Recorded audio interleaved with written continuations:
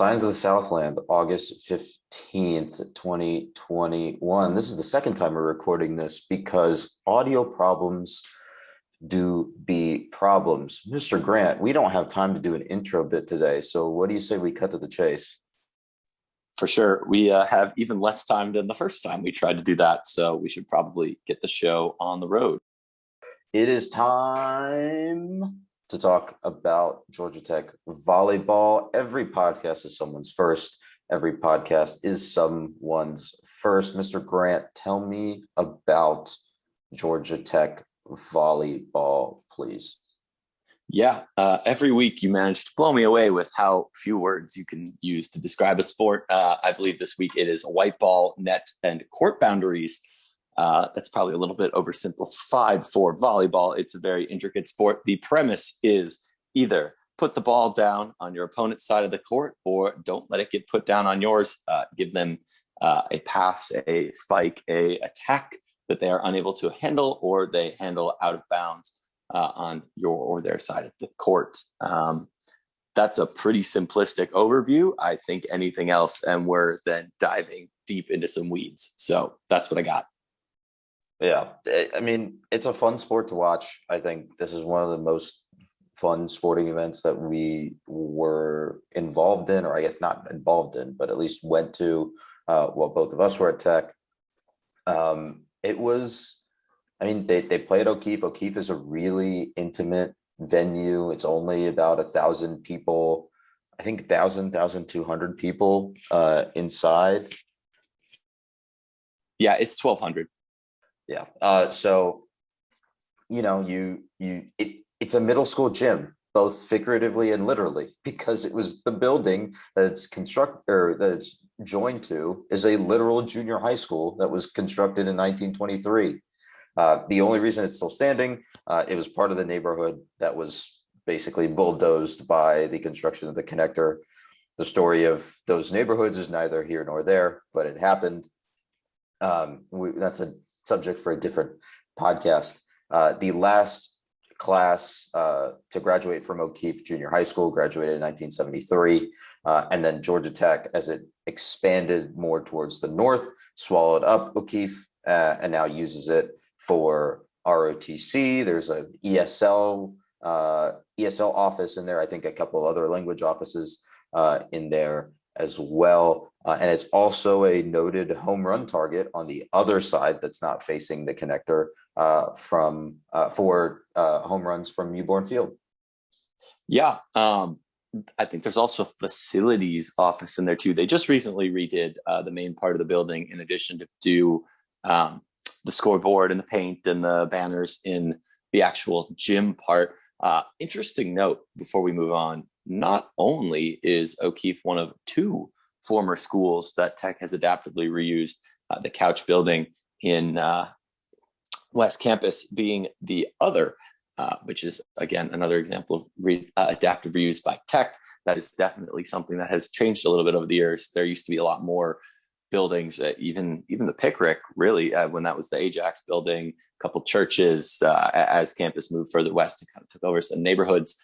But just a testament to the building that is O'Keefe hanging on as a middle school as long as it did, decade plus after the connector was built, after AM's Alexander Memorial had already been built around it to the north and Tech to the south. And then really the neighborhood that it was built to serve being gone as well. So really just a sign of the times with how Home Park School, the Couch Park School and O'Keefe hanging on, and also what they're doing these days as the home of band, random residents, and then obviously a bunch of Tech functions and sports. Interesting note, I think the elementary school that served this junior high school was probably Home Park Elementary, which is now apartments in Home Park. So lots of adaptive reuse going on in that part of town. Yeah, for sure. We did note Alexander Memorial Coliseum. We've actually talked a lot about that, the Heisman Gym of late. Again, touching on both of those two, obviously AMC is a bigger venue than O'Keefe. That was also where a lot of large games, NCAA tournament games, were played for a time in the 90s, early 2000s. Additionally, this program, as noted by a friend of the program, did get its start in the Heisman Gym, which is also an equally intimate venue before Tech kind of took control of O'Keefe, not just took control of O'Keefe, but also was able to build it out into its current form of honestly pretty diverse use of space. So definitely an interesting winding route just from the physical plant for this team, not to mention what they've done on the court. Well, let's talk a little bit about what they do on the court, what their schedule on the court will look like this season. Usually they do start this season with a non-conference tournament with a bunch of low majors. And we usually rib them a little bit for that because makes the strength of schedule not so great. They usually follow that tournament up with, I think there's one more tournament that they go to, and then they'll head right into the ACC slate. And then right after that, there's no conference tournament to determine the auto bid for the ACC. The conference coaches voted against that sometime in the early 2000s, which is very strange. But that's another podcast for another day to argue against the reinstatement of the volleyball conference tournament. But what that means is that the ACC's auto bid to the NCAA tournament is determined by, season finish. It goes to the ACC champion of the regular season. And we talked about the NCAA tournament earlier. It's the standard 64 team bracket that you know and love from other sports. The usual half conference winners for 32 of those, half at larges for the rest of them. 2021, the past tournament, which was, I guess, 2020's tournament. Anyway, was very strange. It was in a bubble in Omaha. Only 48 teams were let in, which is bad. That should never happen again. If you can host 64 teams or 68 teams, actually, in a bubble in Indianapolis, you can host 64 teams in a bubble in Omaha. But again, another podcast, another time. Your usual national powers, Nebraska is universally known for having a really good program. Stanford as well. Penn State rattled off a couple of national titles recently. So it doesn't have a parity problem like I would say women's basketball does. Wow, that was a big mess up. It doesn't have a parity problem like women's basketball does, but there's definitely the center of power and the center of quality definitely shifts further to the west than a lot of other similar sports. Yeah, there's so much to unpack in there too. The comment about Omaha, there's to talk about these power leagues, and I think you can tell by the names that we kind of cited there.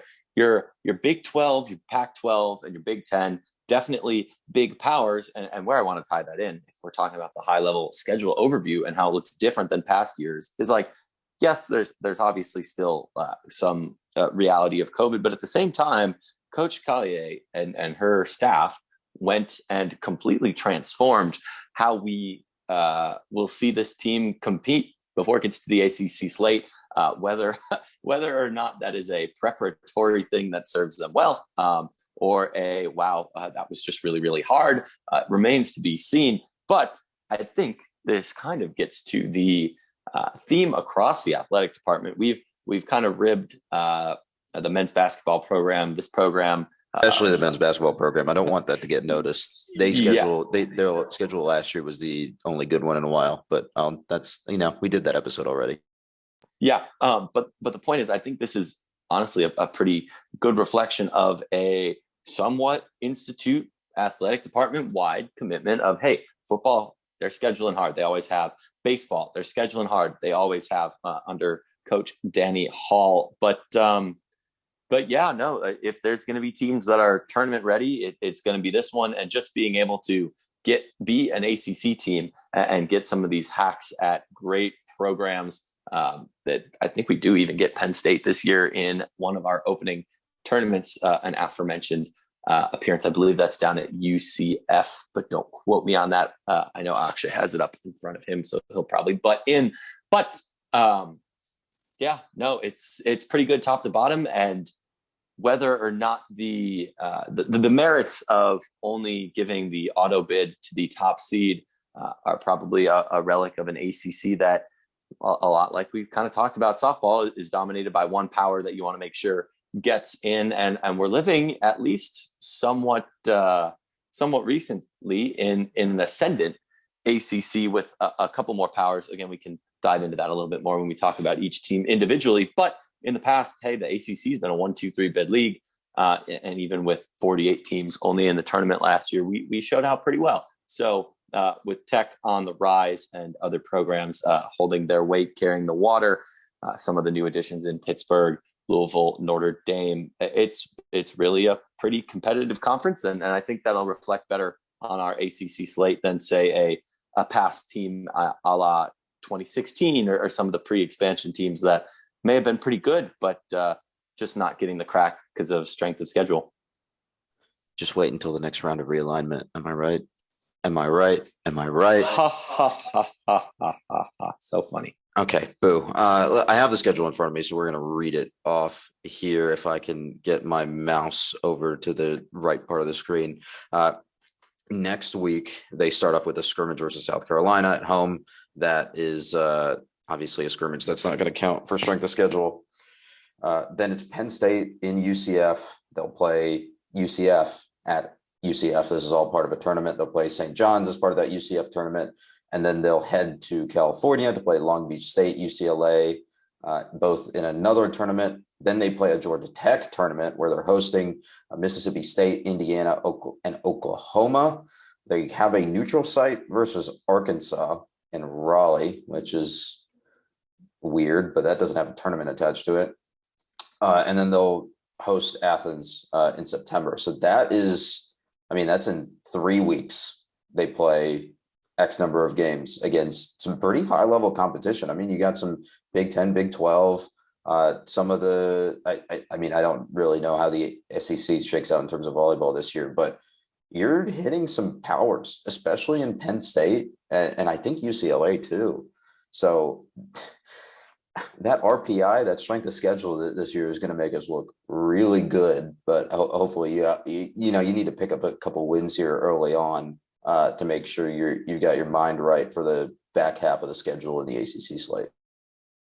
Yeah, for sure. And definitely something to note. We do really see in a normal year, it seems like we play Arkansas and a lot of times UGA, NC State in that weird intro team. So it'll be a great way to judge against a relatively consistent appearance on our slate in the form of Arkansas. Hey, maybe the coaches are friends. Maybe they all just have a thing that works for them, but not only being able to compare ourselves to ACC teams, but also a couple out of conference teams, Arkansas and UGA, that we get to see at least a little bit more often than, your average non-conference slate team. Let's talk a little bit about the roster. And I think this is another situation like women's basketball where you have a lot of people from last year's team coming back. And I think we talked about this before we started recording the first time. The entire starting lineup from last year, or the final starting lineup, is back. So you have Maddie McKissick, Julia Bergman, Maddie Tippett, Kayla Kaiser, Michaela Dowd, Mariana Brambilla. Most of those gals are seniors or juniors heading into their one of their final years of competition, final years of eligibility. It's another team that has adopted that get old and stay old mentality. And I think that's something that we need to give them credit for, because this is a really, really stacked roster. When they are firing on all cylinders, they are a dominant force in the ACC. Yeah. One thing I would asterisk a little bit is we don't really know if they can stay old yet, because this is really the same core that we've seen. And granted, Dowd, Brambilla, and then Bergman a year later came in as freshmen who were extremely competent and excellent players, all freshman type honors in the region, in the conference. But at the same time, you've had players like Kayla Kaiser, Maddie Tippett, who have gotten better while they've been on the flats. Again, with COVID and some of the eligibility stuff that's happened there, you don't really know exactly how it shakes out. But if any team in recent memory in the Tech volleyball program is going to see this quite excellent slate that they have and be able to do something with it and make a name for themselves, play around in these in these rankings, it's going to be this one. Yeah, absolutely. I think there's a lot of freshmen that they brought in this year too, and even last year that are still taking that extra COVID year. They're still freshmen by eligibility as well. The weird thing about volleyball, I think, is it's hard to evaluate some of those recruits because it's very hard to find information. It's the same thing with softball, where there's just, I mean, you're probably more plugged in than I am when it comes to softball because your sister was a recruit. But at least for me, it's not like I can go online and sort of look up film of volleyball players and do some sort of scouting to give you more information. But I think the good opportunity that we had last year that kind of comes up again this year is that we did get to see a couple of these players rotate in as injury replacements and sort of rotational pieces as the season went on. And one of the ones I want to spotlight is Isabella D'Amico, who was the starting setter in place of Maddie McKissick when McKissick had I think it was a foot injury to start the year last year. Yeah. And that's really an interesting thing to jump off of. Obviously, neither of us being professional talent evaluators in really any sport. Yeah. There's only so much that we can do there with what we're given.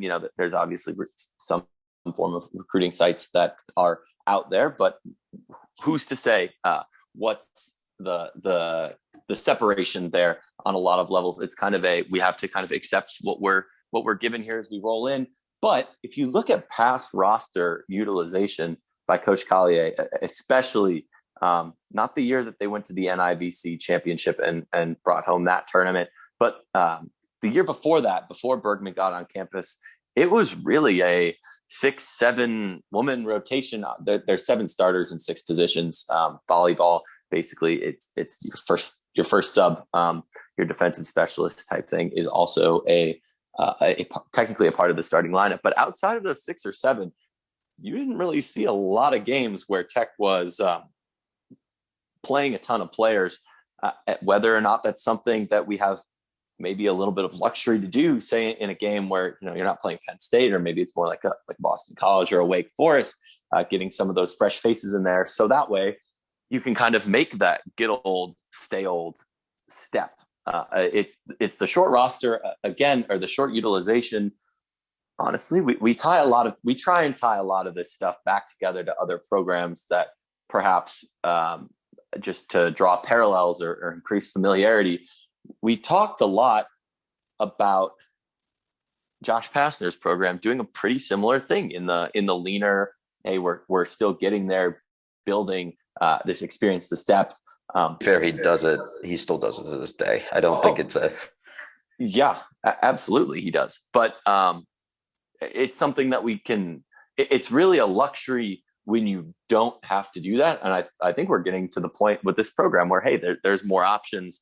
And it's, again, something we've seen with women's and men's basketball, being able to diversify some of that talent, that rest.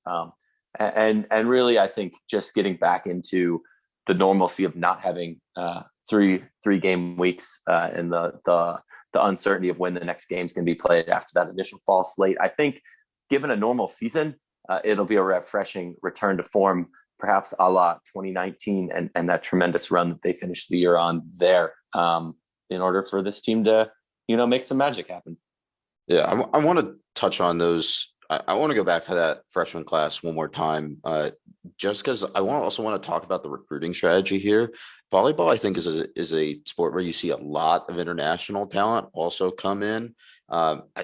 This ties back to watching the women's indoor volleyball final in the Olympics, right? You're looking at a lot of those American players were from the U.S. college system. But if you looked at those rosters from a lot of those countries, you're still seeing a lot of college players, right?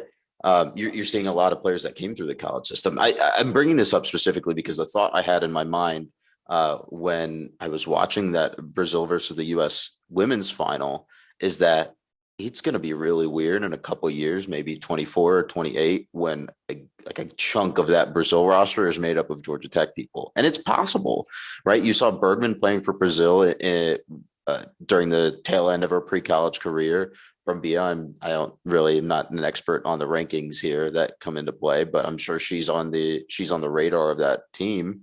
And you have two coaches who pride themselves on their Brazilian heritage and go into Brazil on recruiting trips and make and promote the Georgia Tech brand, promote the Georgia Tech volleyball team, and have been doing a really good job of grabbing recruits from that area.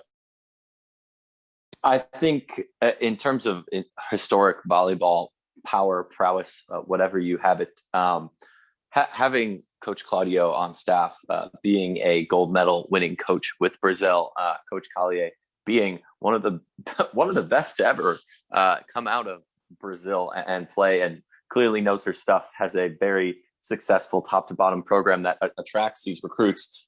Bergman from Germany by way of Brazil, honestly, based on the conversation and the narrative, it sounds like Brazil is, for all intents and purposes, her go-to in terms of identifying. But also, Brambilla, like you said, there's a legitimate connection, right, in the form of these coaches, in terms of these players that have had success, the allure of the crowd and the education that you get. But now there's the thing that's been missing the last 4 years is they can say, hey, we did the thing. We went to the tournament. We were successful. We won this other tournament in the year, even though we got snubbed in 2019. You really can't script a better offering for, say, somebody that's interested in coming to play, and the legitimacy of being able to say, like, hey, like, we've done it. This is our program. We will help you succeed here. You'll find what you can offer that same thing to an international or an American player, where you can say, like, hey, like, this is our Georgia Tech experience. This is the staff and the support you're going to get. Not to just be like, this is the greatest place in the world for every volleyball recruit ever to wind up. But I sure think they've got at least a compelling argument. And to draw another parallel, this is what the women's basketball program is doing too, right? They all also have invested heavily in recruiting international talent. So these kinds of themes actually, more than you would think, run through the program. And it's really interesting to see how these things manifest themselves in different ways across the entire athletic department. I know we have to move on. And I know you have something else to say on this, but I just wanted to touch on, while we're talking about another theme here, another theme across both volleyball and men's basketball and women's basketball is also transfer talent, right?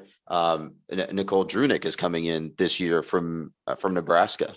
And we talked when she was originally announced as an addition to the roster about, well, how much do you trust Nebraska's talent ID on how good she's going to be? And I mean, I certainly trust Nebraska's talent ID a whole lot, especially if you look at their recent track record, right?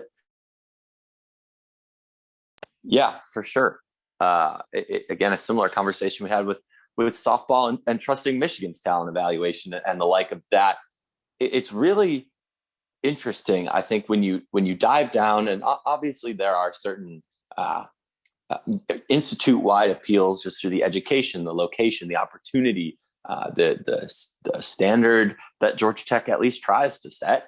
But the parallels you can draw when you dig down, when you look at, hey, how are football, softball, volleyball, basketball all attacking this portal? How are, we could say, talking internationally, if you look at who's representing Georgia Tech on the Olympic stage this past year, particularly in the swim program, which was, I believe, 3 or 4 of our representatives, those are Brazil, Malta, and a couple Turks. Like that. In the past, we've seen Israel in there as well. Like this is a global appeal and a global recruiting mission to get the talent. And I think perhaps the best, most credible person to sell that vision is Coach Collier and Claudia Pineda, her assistant coach. Like this is the model program to sell that. Even if, hey, maybe, like, yes, you see Kyle Pamputis competing at the Olympics in swimming, you may not see the Bergmans, Brambillas doing that yet for volleyball, but at the same time, like clearly they're selling something that has some value to it because they're still able to execute going into, and not even just Brazil, now going down to Argentina, and pulling freshmen out of Argentina and talent from really all over the hemisphere when you think about it. Yes, Nebraska is indeed part of the hemisphere, actually. The big red hemisphere or the little red hemisphere? I have a lot of jokes about Nebraska as a football program, but not a volleyball program. We'll come back to that later on, maybe off air. Let's move on. Let's talk about some outlook for this program in this year. We sort of talked about, or we definitely talked about how they made the tournament last year. But I think one of the important things to note is that with the reduced field, they were one of the last teams in. If it was a normal year, they would have been pretty comfortably in. And I think that's an important thing to note. But with the reduced field, they were one of the last four in, if not the very last team in. And that was mainly because they were first in the conference early on in that season. They ended the fall season, I would say, with at least a share of the conference championship.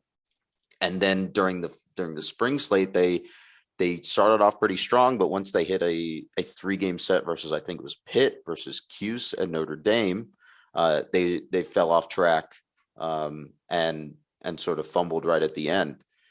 If they were to have kept that strength up from the beginning of the spring season, I think they make it a little bit more comfortably. They might have a better seeding than playing Minnesota in the second round. But where are we seeing this team this year? I think it's important to set our expectations appropriately.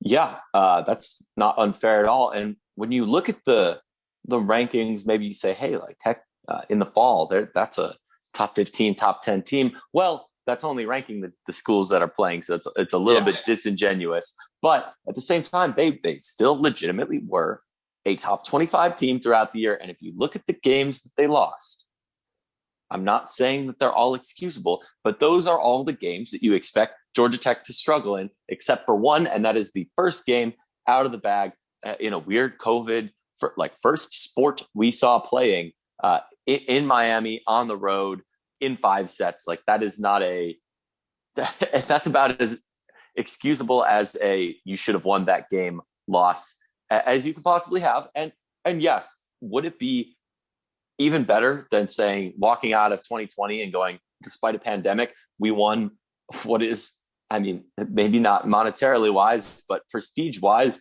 the most important championship in the form of men's basketball in our conference. But, we could have very well added our 6th ACC volleyball title. And that's just something that, it's a tough draw. You're getting, your traditional powers in Louisville, Notre Dame, Pitt, and particularly Pitt on the road. That's tough. Not getting them in your own building. Again, when you are in your own building, you're not having the home environment that is fairly unparalleled in Power 5 sports in its intimacy Absolutely.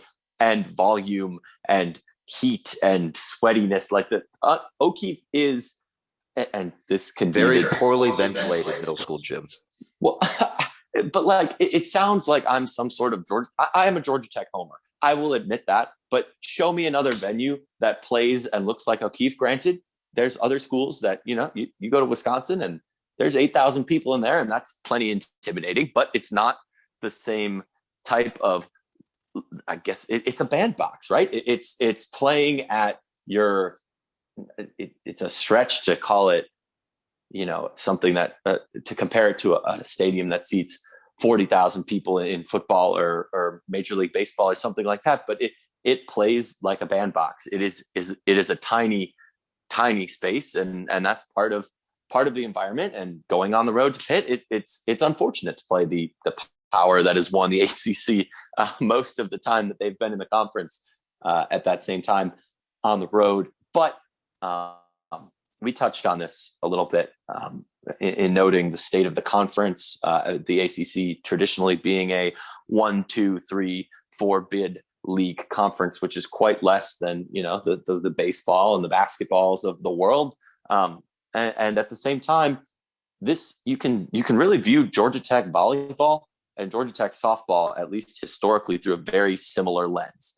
That being when the conference was 8, 9 teams, late 90s or early 2000s, it was not necessarily Georgia Tech runs the league, but at the very least in the mix every year for a conference championship. And, maybe the transition to a bigger league caught Georgia Tech basketball, men's, women's basketball, softball, volleyball, whatever, flat-footed. The competitive dynamics just been different. You're also competing against more teams. But I think we're finally seeing this point almost 7 years later that all of those programs, especially volleyball and men's and women's basketball, are kind of finally rising to the top and seeing some consistency, steady hand, good coaching, good development. Like I think it's fair to say the expectations have to be higher this year than say they were in 2017 or 2018. Yeah, I agree. I think the bar for me, given that they made the second round of the reduced tournament last year, I think the bar is making that second round of the normal tournament. And I think that's an equivalent achievement to a certain extent. Obviously, they ended up playing Minnesota in that, what is that, a round of 32 game in the 40-18 tournament? Yeah. They're not going to get Minnesota in the second round in a 64 team tournament. He's knocking on granite over there. They're not going to get Minnesota. Minnesota's never going to be that. Minnesota, coached by a former U.S. both men's and women's national team coach, is not going to be that low in a ranking to be playing Georgia Tech in the second round in 2022. But to get to the actual point and to wrap up what I'm saying, I think that's where the bar is, right? You get to the round of 32, maybe you make it into the Sweet 16, and then you sort of ride it and see where it goes from there. But I think you have to make it to the expanded round of 32 by a bare minimum. I have a very simple goal that I want to see happen. Oh God. We play Pittsburgh twice this year, at home and on the road. I would like to see one win. I think this is fair. I think you get two shots at the best. If you're winning at least one of those games, you're in the conversation for a conference title. You, quite frankly, the time to act is now for this team. Like with where their talent is, with the experience they have between a 2018, we're just happy to be here in the NIVC. The 2019, we are women on a mission who got snubbed from the tournament despite finishing second in the conference. Yada yada yada. Bad loss to Kennesaw State. Whatever, and taking home that banner, which hopefully there's a banner this year. I'd be sad if there wasn't. And then last year being, hey, this year we put our money where our mouth is. We went 7-1 in the initial slate in the fall, took care of business in the spring against the teams that we needed to beat. And, that consistently earned a bid by being in the top 25 all year. Like it is Georgia Tech needs to now come out and surprise a team or be competitive in this ridiculous schedule. Obviously, the sheer number of wins probably won't be, frankly, matched. Like if you're not having two tournaments of just, random small market, or not small market, this isn't pro sports, but the low majors, the Idaho States, the South Alabamas, schools we saw regulars on the schedule aren't there this year. So maybe if the gross win total isn't there, at least something resembling a decent NCAA run. And I think Georgia Tech being good, especially in a time when, NC State and UNC haven't quite been there, bringing depth to the middle of the conference / raising the ceiling on terms of the discourse on the conference as a whole is really what we need to be a successful program. And that's quite frankly what you see on a more micro scale as the same conversation you're having in football, the same conversation you're having maybe in softball too, is, hey, like some of these traditional powers are down, or you need to be stepping up, and the conference needs to have, I guess, a lower or a higher floor, if not that high ceiling at the same time. But okay, so you've teed us up nicely to talk about the rest of the conference, and I do appreciate that. So let's do our usual run through the conference back to front, rapid fire this time, because we are quickly running out of time here.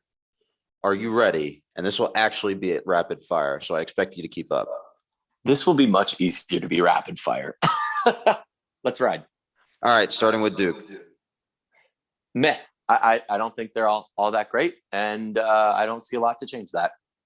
UNC, they've been down a little longer than they usually are. This is a team that could be an outside shot at the tournament. Usually they find themselves in the receiving votes area, and I think it's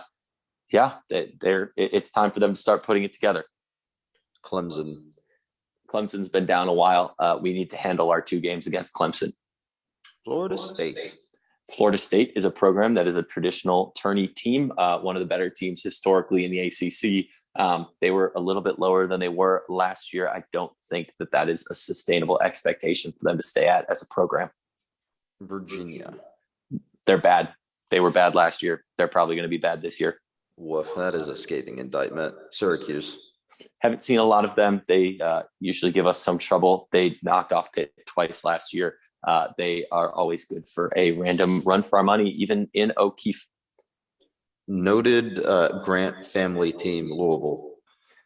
Louisville, we struggle with them, quite honestly. They handled us last year, and I think I see no reason for that to change this year. They've always had very talented non-rev teams. Just to jut in here and talk about the schedule and how tough Louisville is. Louisville, we'll see them twice, one home and one away. They made the Sweet 16 in last year's NCAA tournament. They were ranked number 11 in the final coaches poll last year. Yeah, I think that's another thing you can apply the Pittsburgh standard to. You got to be in once somewhere. Fair enough. NC State, a team that's given us fits in the past as well. We see them quite a bit. I think that they're probably higher end of the conference this year, but not necessarily that top shelf Notre Dame, Louisville, Pittsburgh level. Notre Dame. They're a tournament team.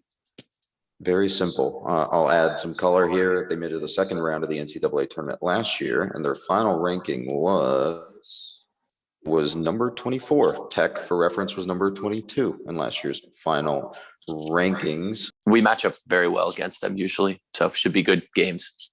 Fair enough. Virginia Tech. Meh. Very simply put there. Miami.